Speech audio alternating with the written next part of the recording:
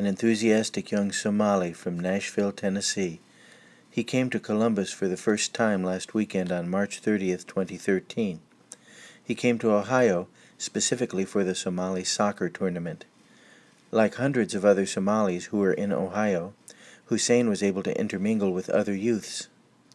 When asked about the games, Hussein replied, "It is a great mixture, that is why I am impressed by this." In a short time in the city, Hussein quickly made friends and was eager to be part of the events for the weekend. Like many other Somalis in the diaspora, Hussein had a story to share, a story that he was eager to tell. Hussein was uprooted from Somalia before his first birthday.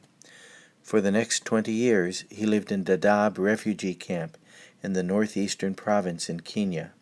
Dadaab, which is approximately 62 miles from the Somali border, is considered to be one of the largest refugee camps in the world, with over 500,000 people. Despite the harsh conditions of the camp, Hussein worked to better himself and help others. He has been active within the camp and worked with various international organizations. His commitment and work ethic has already made the difference among many refugees in the camp. While in Columbus, Hussein was able to interact with